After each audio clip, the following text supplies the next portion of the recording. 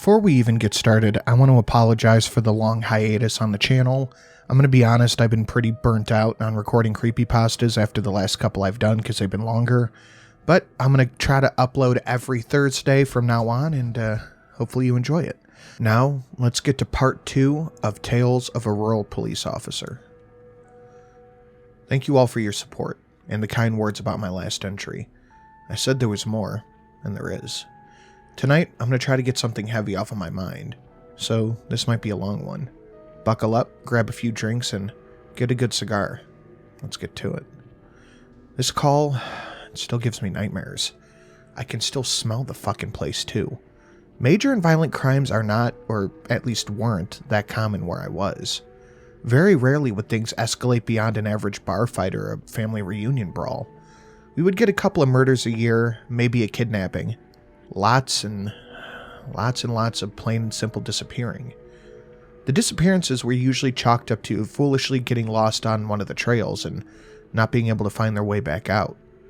We tried every single time to find them. Many manhunts and search parties went out. Never once did we find them alive. Sometimes we didn't even find bodies. Then, sometimes we would find bodies without really knowing where they came from. At this time, I would like to dive into the story of the night. It was the summer of '79. I was on duty on a Monday morning, and I was still feeling the earth-shattering effects of a massive hangover. The Friday prior, I had pulled over a vehicle transporting 12-quart jars of straight moonshine. That wasn't good. We were in a dry county. So the perpetrator and I came up with a solution. Since she was young, had a child and no husband, she was doing whatever she could to earn some extra cash, including running moonshine for some nasty-ass people. Between the two of us, we hatched a plan. I would keep the liquor and actually pay for it. She would take the money back to the Shiner, and me and 3 other cruisers would storm the place, claiming to have seen them load the shine, and to know who bought it. No heat landed on the girl, and she became my house cleaner for many years after that. I made the mistake that first weekend to test the shine. Never again. I drank straight corn liquor without proofing it down. I was sitting at my desk in the courthouse, sweating right through my uniform, desperate to get away to cool down. The building wasn't air-conditioned at the time, and the only way we had to keep cool was a tiny desk fan. They made a lot of noise, but did not move a lot of air. So, when my phone actually rang, I was a little bit excited, hoping I would get an excuse to take a drive. The call was a distress call from a young woman. She reported being able to smell death and rot from her neighbor's home, and she reported that she hadn't seen her neighbors in several days. The caller reported that the neighbors were an elderly couple. She asked if I could do a welfare check because she couldn't get them to answer the door or the phone. I agreed. I informed dispatch I was rolling to a WC scene, and to have EMS on standby, just in case. In my experience, a vast majority of these calls were overly cautious friends and family. The people being checked on were usually fine. Sometimes folks just took vacations, and not telling the neighborhood was considered security. Simpler times, huh? I jumped to the cruiser and flipped the lights on, the siren too, mainly so I could just drive fast enough to get a good strong breeze in the car. It didn't take long for me to reach the address I had been given. The house was old and decrepit, needed a lot of repairs, but it was still habitable. As I approached the domicile, I noted the smell of death. I could instantly tell that I wasn't smelling a dead pet or even a dead deer. I was smelling a deceased human being. I radioed dispatch, telling them to alert the EMS in the county coroner, also to send out another car with a detective. I informed dispatch that I was entering the home and ended the transmission. I knocked loudly using my mag light to beat against the front door. I cut my hands around my face trying to peer inside, but the windows appeared to be painted. I couldn't see through them. Thinking nothing of it, I proceeded to check the other windows for a line of sight into the home. I found them all covered in paint, just like the rest. I made my way back to the back side of the house, looking for an unlocked door or window or even a cellar being open. I was met with locks, drapes, and brown paint on every possible point of entry. By the time I got back to the rotted back porch, the smell was nearly a physical being. I could almost reach out and touch it. I remembered the peppermint oil that the coroner gave us, and I ran to my cruiser to get it. I applied a very generous glob of it to my upper lip and nostrils. I radioed dispatch, telling them to check the progress of the coroner's arrival and that of the backup. I was assured that they would be arriving in a short time. I decided to enter the home via the rear door, just in case I was terribly wrong about what I expected to find inside. That way, we could try to ensure that nobody would burglarize the home after we left. I mule-kicked the old wooden door just under the knob twice and the jamb shattered. The door swung open and violently hit the wall behind it. The smell rolled out like a sticky, wet fog of nasty. The peppermint oil was now doing fuck all to help the stench. As my eyes watered and adjusted to the dim bright inside the home, I noticed a sound. A constant droning noise.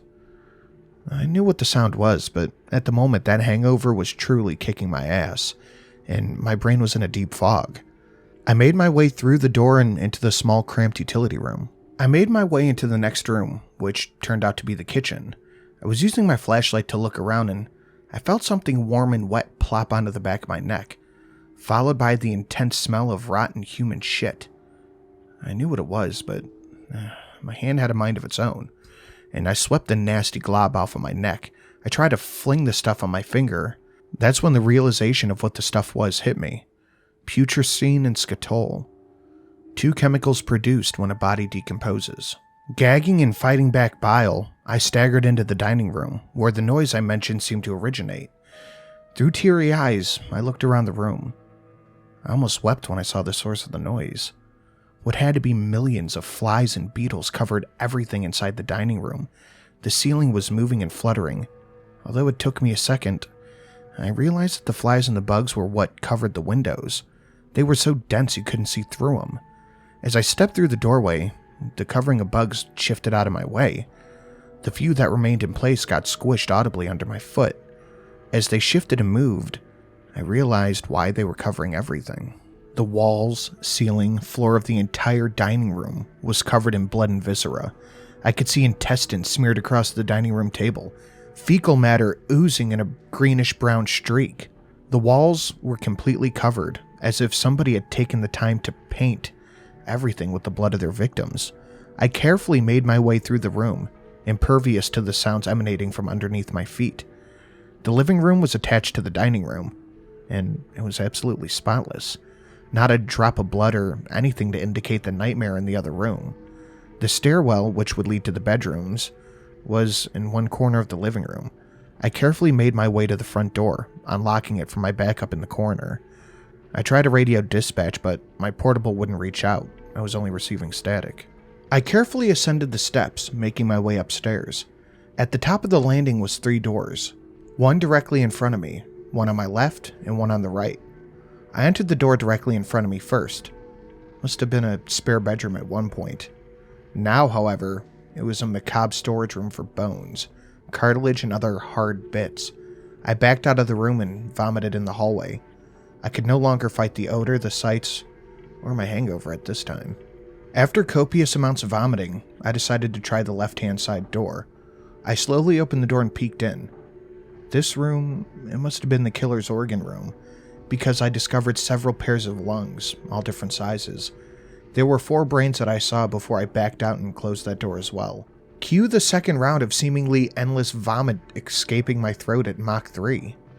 The door to the right, the door that chose the title of the story, nearly 40 years later. I slowly opened the door, weapon drawn, more for my own comfort than any protection. As the door opened, I got a glimpse into Hell's true kitchen.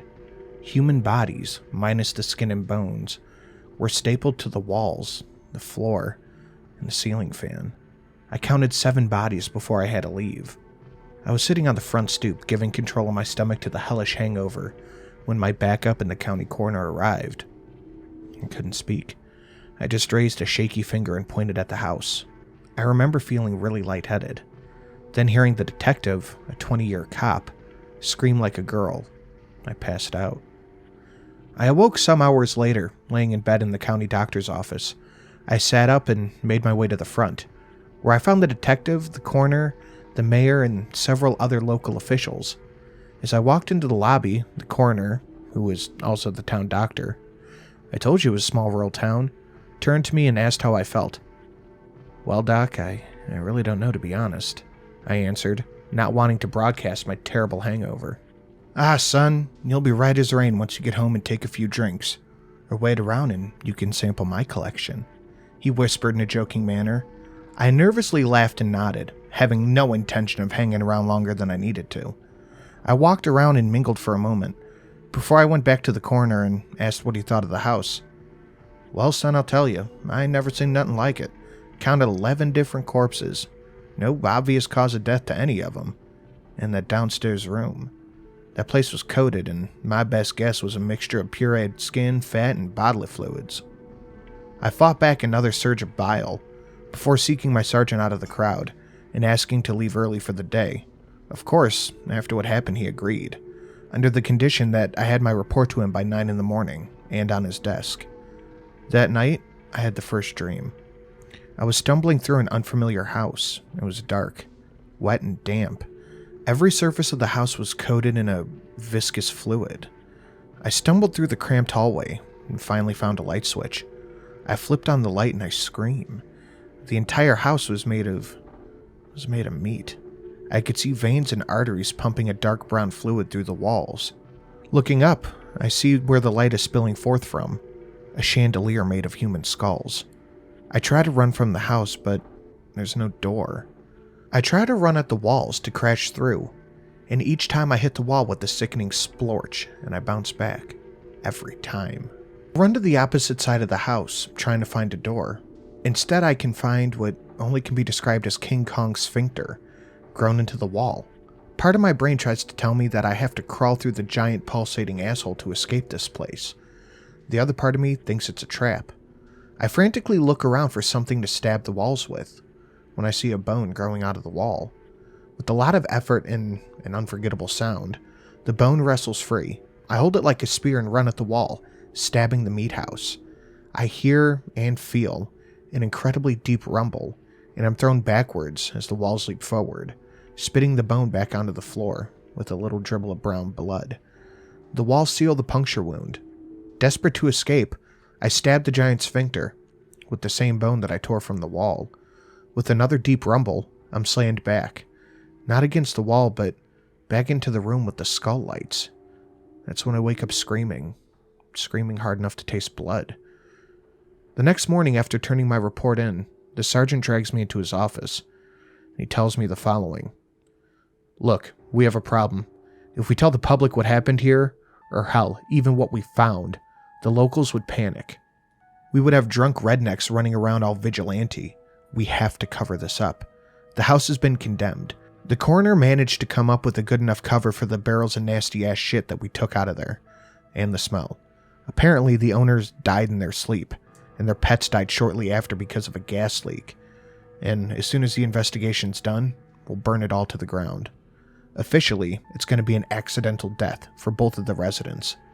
The doc's trying to use dental records to identify the others, but he's not optimistic. Just remember the cover, and don't talk to anybody except me, Detective Lawson, or the doc. And that's what the paper said the following day. Officially, it was an accidental death, caused by an unchecked gas leak into the kitchen. Unofficially, we discovered a total of 13 bodies. None of them showed a cause of death. There was no foreign chemicals in the blood or body parts. Using every tool available to us, we were unable to identify any of the bodies. The homeowners were put to rest in a sealed coffin. We had access to the database of the feds, for an unrelated matter, and we still couldn't find the identity of either of the bodies. Any of the bodies. That's that. We never figured out what happened there, and it never happened again. I still have that nightmare, or a twisted version of it at least twice a month. There's more to come, guys. Just bear with me.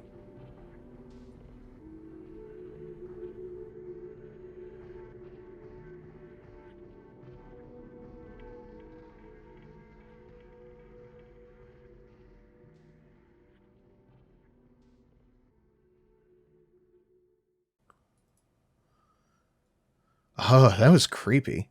I would like to thank all the amazing patrons currently listed on screen right now, guys. I appreciate your patience in, dealing with me, trying to get this out. Dan R, Neophyte Games, Chaos X, JY, Pyromancer, Hayden MH, Ethan A, Daniel H, Maximilian Charles P, Go Go Cute Puppy LLC, Young Sykes, Dark Side of the Bear, Revenant Paul T, Mr. Swiston, and Sarcastic B. I'm gonna try, I should be able to, get a new one of these done every Thursday, and if I can do more, I will. Thank you.